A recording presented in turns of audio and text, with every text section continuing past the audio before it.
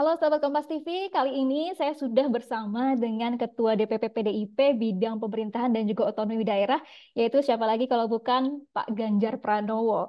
Nah, Pak Ganjar ini kita pengen bahas ya soal perpolitikan saat ini, khususnya di pilkada gitu ya Pak. Ini ada beberapa pertanyaan yang akan saya ajukan, nanti Bapak bisa menjawabnya secara apa santai saja gitu ya Pak ya. Nah, yang paling baru ini Pak Ganjar kan dari PDIP ya, Pramono Anung dan juga Rano Karno. Ini baru saja ketika tadi kita apa namanya sebelum Zoom ini kan Pak Pramono dan juga Pak Rano Karno sudah mencalonkan sebagai mencalonkan diri sebagai cagup dan juga cawagup Jakarta gitu ya Pak.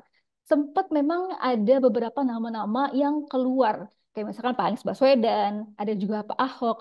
Nah, pertanyaannya yang paling ditanya sama banyak orang nih Pak, kenapa akhirnya Pak Pramono Anung yang akhirnya dipilih maju di Pilgub Jakarta, Pak? Ya, setiap akan ada kontestasi pasti kandidat muncul. Nah, ketika ada usulan si A, si B, si C, maka pada saat itulah DPP biasanya berdiskusi, ada perdebatannya juga, ada usulan-usulannya, ada argumen-argumennya, dan itu diperbolehkan. Nah, pada titik tertentu ketika kemudian kita katakan agak tidak mudah untuk memutus, biasanya kita meminta kepada Ibu Mega untuk bisa memutus. Tapi poin pentingnya adalah kalau buat saya dari awal satu yang menjadi prioritas buat PDI Perjuangan adalah kader. Itu ketika kita akan mengajukan beberapa kandidat yang ada di Indonesia. Nah, salah satunya di Jakarta. Nah, dari kader itu muncul nama-nama banyak sekali. Saya termasuk orang yang mendukung dari awal Ahok, gitu ya. Terus kemudian ada yang Rano Karno, ada yang Mas Anies orang luar kemarin. Terus kemudian ada juga Mas Jarod, macam-macam. Nah, biasanya bukan tidak mungkin di lab-lab terakhir yang seperti itu muncul tokoh alternatif. Nah, sepertinya Mas Pram ini adalah tokoh alternatif ketika perdebatan ini tidak mendapatkan kesepakatan. Rasanya saya mengalami situasi ini saya sendiri pada saat pilihan gubernur di Jawa Tengah periode pertama. Waktu itu hampir nama saya tidak ada. Maka popularitas dan elektabilitas saya sangat rendah sekali. Tapi karena partai kompak, terus kemudian saya direkom, ya itulah jadinya. Sehingga argumentasinya kira-kira ya 11-12 lah. Mhm. Oke Pak, tapi sebenarnya ada alasan khusus nggak sih dari Ketum PDIP ini Bu Megawati untuk memilih Pak Pramono gitu ya? Kan kalau misalkan tadi Pak Ganjar bilang ada Pak Jarod dan lain-lain gitu kan, kenapa Pak Pramono nih akhirnya yang dipilih gitu? Ada alasan khusus nggak sih Pak? Ya, terus terang saya tidak ikut dalam pengambilan keputusan ini, tapi kalau saya membayangkan, Ibu pasti bijaksana dengan berbagai pertimbangan. Ya. Yang jelas, ketika salah satu syarat kader, umpama, buat saya penting itu, dan itu terpenuhi dari nama-nama ini, buat saya udah betul. Nah, siapa orangnya, saya kira Ibu yang punya eh, apa namanya pemikiran, alasan, sampai kemudian keputusan. Kalau menggambarkan tidak terlalu sulit, karena Mas Pram ini punya pengalaman di partai cukup lama, di pemerintahan cukup lama, di DPR cukup lama, sehingga relatif cukup lengkap begitu ya, cukup lengkap. Dan saya kira itu pasti jadi pertimbangan-pertimbangan. Kalau kemudian saya membuat analisis, kalau persisnya kenapa itu, saya sebagai kader sih nggak sulit. Di antara sekian usulan, ketika itu kader, ya sudah. Dengan berbagai pertimbangan diputuskan salah satu, ya diterima. Mhm. Pak, kalau tadi kan Pak Ganjar juga bilang sebenarnya Pak Ganjar tuh mau menjagokan Pak Ahok gitu ya. Nah, orang-orang dan netizen juga bertanya-tanya gitu ya, kenapa malah Pak Pramono gitu yang diusung? Kenapa bukan Pak Ahok yang diusung? Ini menurut Pak Ganjar kayak gimana? Enggak, ya tadi itu penjelasannya. Ini kan Hmm, pertanyaannya berulang gitu. yep. Kenapa tidak itu, kenapa ini? Sama, ketika kita harus memutuskan ya pasti dengan berbagai pertimbangan. Dan Hmm, ada yang bisa menerima, ada yang tidak bisa menerima pasti. Karena yang dipilih hanya satu, kan nggak mungkin cagupnya itu dua. Pasti yang satu harus menjadi cawagup gitu. Dan Nah, pada pilihan ini saya kira yang sesuatu yang luar biasa adalah Pak Ahok datang, dia angkat tangan Pak Rano dan Pak Pram gitu ya, dan dia antarkan mendaftar. Itulah kemudian eh, bagaimana kebulatan putusan itu didukung gitu ya oleh kawan-kawan kita kader, termasuk aktor yang selama ini disebut namanya Ahok gitu. mhm. Ya Pak, kalau melihat elektabilitasnya sebenarnya kan Pak Ahok ya yang lebih unggul gitu. Sementara Pak Pramono nggak ada tuh di apa survei-survei gitu ya untuk elektabilitasnya. Nah, kalau misalkan seperti ini gitu, sebenarnya Pak Ahok sendiri akan, betul Bapak ya, Pak Ahok sendiri akan seperti apa ya, menjadi motor dan juga menjadi motor suara untuk Pak Pramono dan juga Rano Karno. Saya kira iya gitu ya. Kalau soal lagi-lagi cerita, tapi kan tidak ada survei. Kemarin kan sempat muncul juga beberapa calon kami, umpama bukan calon, beberapa kawan kami mengusulkan calon. Umpama tiba-tiba nyebut Pak Anies gitu ya. Udah Anies, Anies, Anies, Anies. Kemudian surveinya tinggi, lalu berdebat di dalam. Ya, mari kita mereview beberapa catatan-catatan sebelumnya. Ya sudah, itu dinamika. Tapi boleh, orang mengusulkan boleh, berdebat boleh. Maka pada saat keputusan ini diambil sama, saya dulu juga di Jawa Tengah 2013 nggak ada di survei. Sama sekali juga nggak ada nama saya. Kalau ada ya rendah banget. Nah mungkin ketika hari ini Mas Pram, terus kemudian Rano Karno udah daftar gitu ya. Coba sekarang disurvei. Pasti udah keluar dan langsung ada angkanya. Itulah bentuk dari respon publik. Cuma yang terpenting kan tidak hanya popularitas elektabilitas ya. Karena perlu komponen lain yang mesti kita perhatikan. Apa itu? Soliditas partai. Soliditas partai. Nah, setelah ada soliditas partai, baru kemudian kita bicara bagaimana logistik pemenangan, taktik, strategi, dan sebagainya. Nah, saat itulah kombinasi dari tiga titik ini pasti akan menjadi cara kita nanti untuk bergerak dengan segala sumber daya yang ada. Jadi, ya sudah, dari segala perdebatan sudah diputuskan, kita ikuti. Mhm.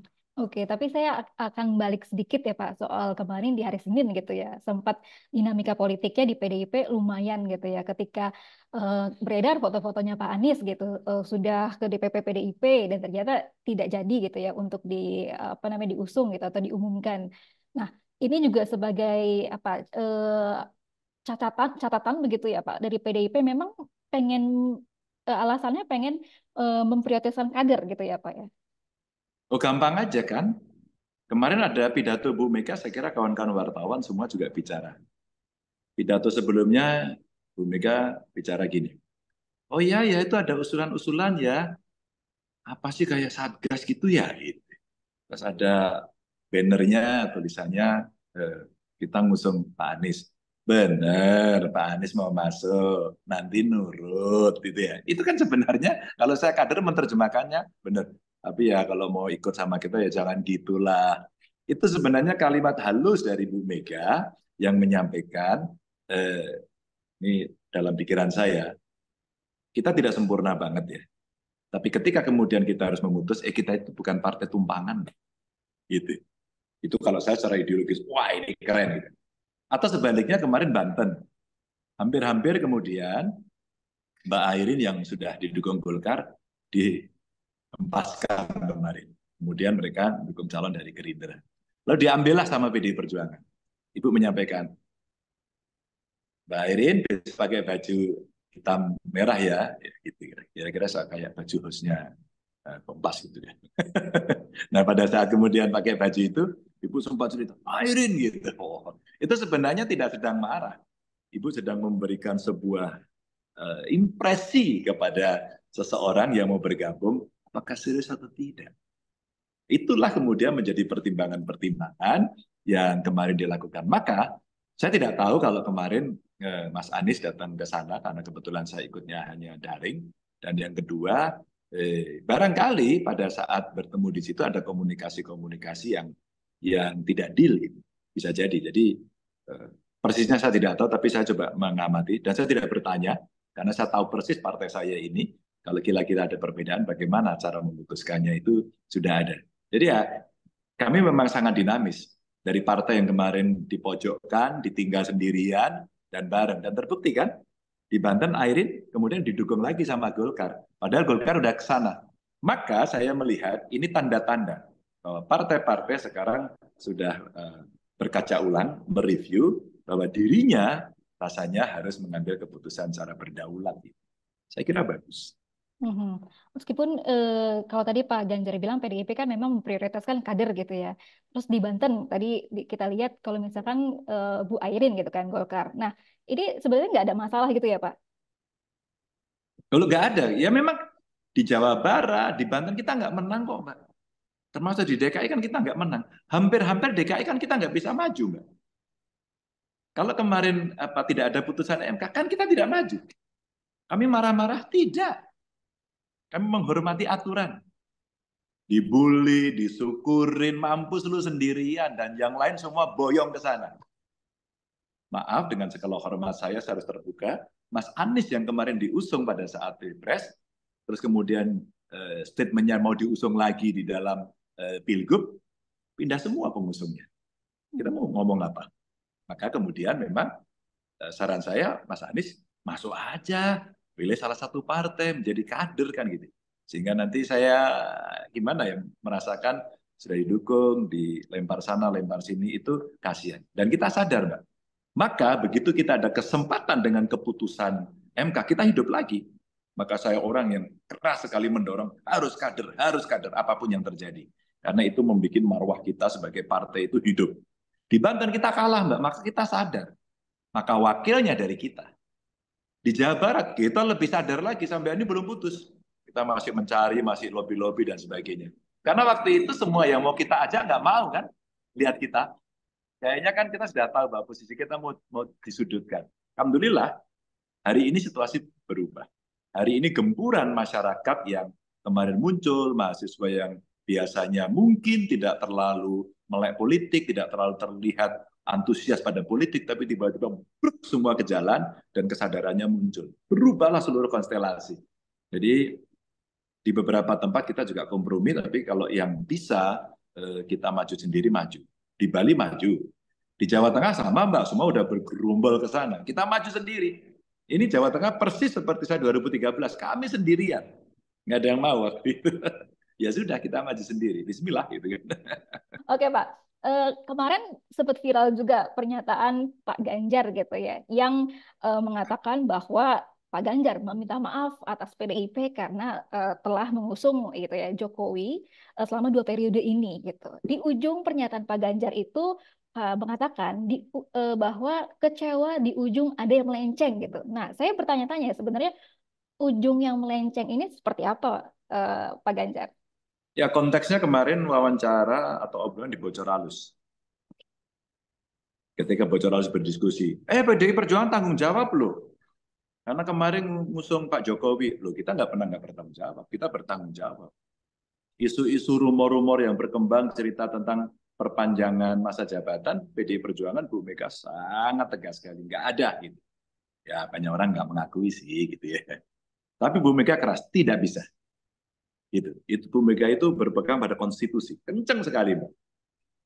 Tapi di ujungnya, saya istilahkan kalau kita berumah tangga, di ujungnya terjadi perselingkuhan. Ya sudahlah kita bercerai gitu kan. Cuman perceraiannya ini belum masuk ke KUA, belum masuk ke pengadilan gitu. Sehingga seperti pisah ranjang gitu.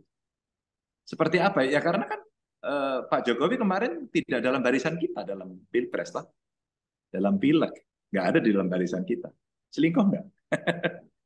Makanya kemudian kita bercerita pada soal itu. Lalu ditanya, kenapa kemudian PDI Perjuangan tidak tegas? Ya, menurut saya kita juga harus tegas. Bahwa ini belum, ya kita akui.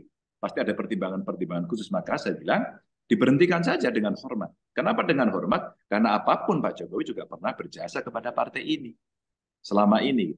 Ada yang merasa tertipu lah, ada yang merasa, loh PDI masa nggak tahu dibantu dan sebagainya. Enggak, kita sama-sama tahu. Sama-sama tahu. Maka saya sampaikan, ya sudah, karena di ujung ternyata berbeda dan publik bisa melihat dengan sangat terbuka itu. Apa masih kurang itu penjelasannya? Nah, kemudian ditanya, kenapa tidak apa dipecat? Ya mestinya diberhentikan saja, baik-baik. Apakah beliau yang mengundurkan diri atau kita kemudian memberikan surat pemberhentian dengan hormat. Setelah itu, maka posisi kita akan makin jelas. Nah itu kemarin yang pertanyaan muncul pada saat Bocor Alus berdialog di UGM. Mhm. Nah, kalau kalau dari pribadi Pak Ganjar sendiri kan sebenarnya Pak Ganjar sama Pak Jokowi itu udah sahabatan deket juga ya gitu. Waktu dulu juga sempat jadi mentor politik. Nah, kalau Pak Ganjar melihat dari Pak Jokowi ini seperti apa? Kemudian ada pesan nggak sih Pak buat Pak Jokowi gitu yang Enggak, kalau buat saya persahabatan tetap persahabatan. Sebagai kawan yang pernah bertemu ya kita bersahabat. Ya cuma belum sempat ketemu aja. Buat saya nggak masalah karena itu pilihan politik dan manusia bisa berubah. Jadi kalau saya biasa aja Mbak, karena banyak kawan saya dulu yang membantu nggak jadi membantu, atau yang menjadi lawan menjadi kawan. Dalam politik seperti itu.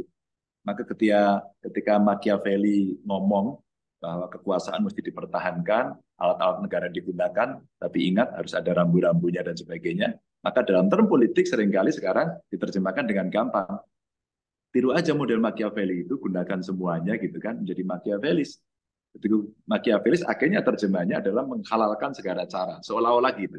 Tapi kalau kita lihat filosofinya sebenarnya seperti itu. Maka ketika eh, urusan politiknya berbeda, saya bilang nah, silaturahminya yang usah putus gitu.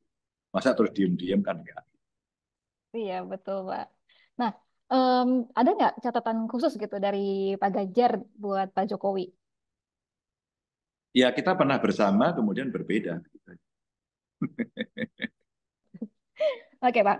Nah, kita nggak lengkap rasanya kalau misalnya kita nggak bahas soal Pilkada Jawa Tengah gitu ya. Kalau kita tahu kan Pak Ganjar juga mantan Gubernur Jawa Tengah gitu. Nah, PDIP juga udah mengusung Pak Andika gitu sama Pak Hendra Priyadi.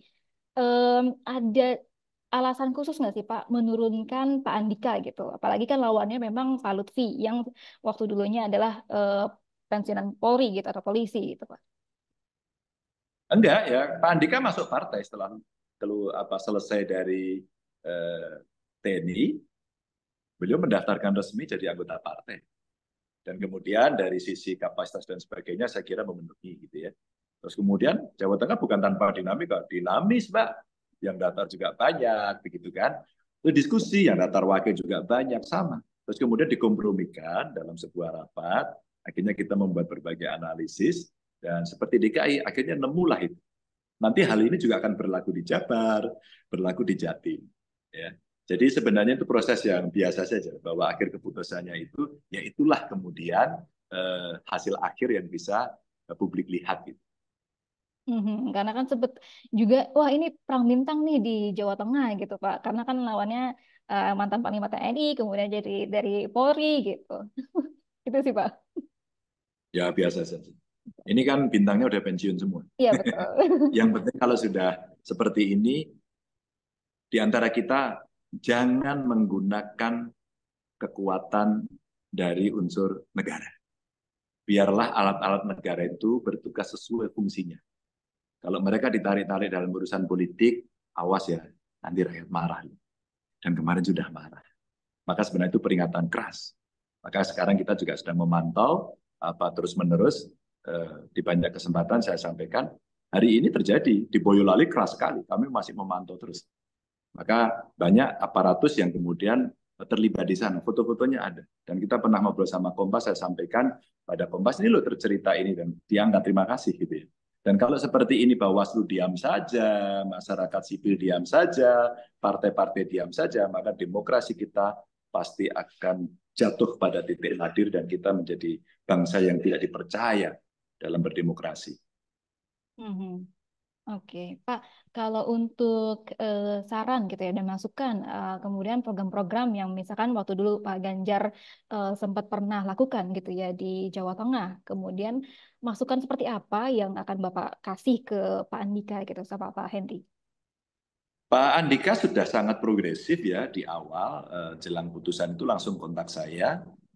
Beliau sampaikan kepada saya, Mas Ganjar kira-kira saya bisa baca nggak apa yang dulu menjadi program visi misi sejak 2013 kemudian 2018 begitu ya.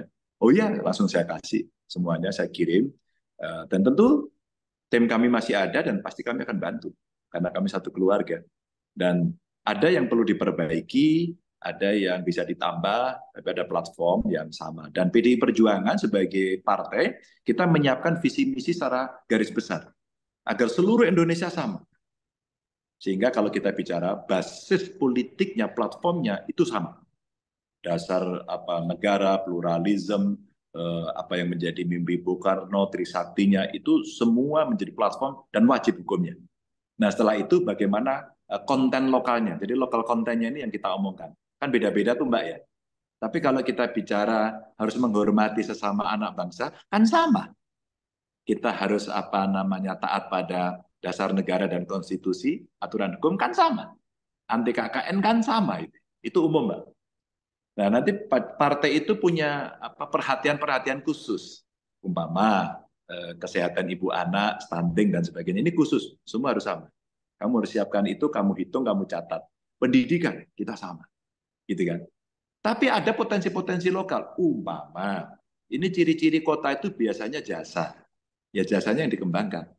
Ini ciri-ciri daerah. Umpama, ini daerah pertanian. Kita jaga yuk pertaniannya. Kita tingkatkan pertaniannya. Gitu. Jadi ini contoh-contoh yang ada. Bagaimana menurunkan kemiskinan. Bagaimana mencegah agar tidak terjadi KKN. Nilai-nilai ini menurut saya yang terus dijaga. Ya, bagaimana lingkungan terjaga. Kan tekanan-tekanannya berat nih. Tidak mudah pasti. Nah, yang begini-begini kita sampaikan kepada Pak Andika dan tentu saja kami menghormati barangkali antara Mas Andika dengan Mas Hendi punya pikiran-pikiran karena Pak Hendi ini kan juga pernah jadi wali kota, pernah jadi pejabat setingkat menteri, dia orang yang sangat paham, pernah di DPR juga, DPRD, sehingga dia mengerti, sehingga kolaborasinya saya kira untuk program nggak terlalu sulit sih. Pak Ganjar nanti akan itu juga ikut bantuin Pak Andika di Jawa Tengah? Oh, kalau itu bukan pertanyaan, buat saya kewajiban. Diminta atau tidak diminta. Maka banyak kawan-kawan kemarin sudah membantu saya, ya sesama kader, apalagi itu menjadi kewajiban. Sekarang diminta atau tidak diminta saya inisiatif. Makanya sudah itu bahasa Balinya otomatis. Otomatis. Pak, 2 pertanyaan terakhir. Kans dari Pak Andika gitu ya melawan Pak Lutfi kalau misalkan Pak Ganjar melihatnya? Hari ini di Jawa Tengah belum ada yang punya persentase tinggi dari sisi elektabilitas. Belum ada, satu pun belum ada. Maka ini kesempatan yang paling bagus, maka tinggal kita kompakkan partai, kita solidkan partai, tidak boleh ada yang ngopling, istilah kami gitu. Dan kalau solid, insya Allah sejarah Ganjar Heru di 2013, insya Allah bisa terulang. Waktu dulu di 2013 strateginya Pak Ganjar apa nih? Wah, karena partainya ini Mbak kompak banget Mbak waktu itu. Ganjar tidak terkenal, logistiknya juga kecil gitu ya. Dan kemudian sendiri, tapi partainya, waduh, tanduk bantengnya runcing-runcing Mbak waktu itu. Dan semua bergerak dengan sangat luar biasa. Di tengah saya sama sekali juga tidak dikenal. Karena ya popularitas 7-8% itu berapa sih Mbak? Popularitas loh Mbak. Kan berarti kecil sekali. Tapi begitu ada momentum itu terus teman-teman bergerak gitu. Debat-debat saat itu menarik karena orang menonton. Mudah-mudahan hari ini masih akan menonton debat sehingga kualitas itu akan dilihat. Yang saya khawatirkan adalah menunggu money politik dan sembako. Nah, itu akan berbahaya. Insya Allah lah, kecerdasan mulai muncul, masyarakat mulai paham. Yang kemarin mereka mengalami situasi kontestasi pemilunya seperti itu, rasanya sekarang mulai sadar. Terbukti kan banyak yang turun ke jalan. Betul. Nah Pak, terakhir harapan ke depannya nih Pak untuk pilkada gitu dan juga untuk khususnya demokrasi di Indonesia menurut Pak Ganjar seperti apa? Mari kita kembalikan demokrasi pada relnya. Ada konstitusi, ada aturan, ada moral, ada etik. Ada fungsi penyelenggara negara harus dilaksanakan. Yuk kita dorong yuk. Kemarin dengan bocor halus di UGM ya, dengan pakar-pakar kita juga bicara, bahkan beberapa pakar menyampaikan, yuk kita dorong tidak ada money politik yuk. Ini sulit, tapi mesti kita dorong.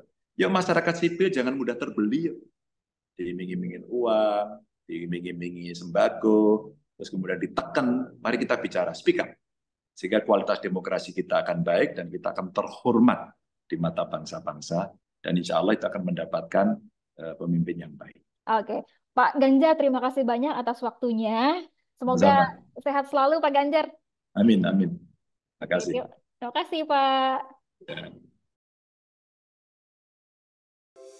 Di antara banyak sumber informasi, kami layak dipercaya. Karena kami menggali lebih dalam, berpihak pada kebenaran,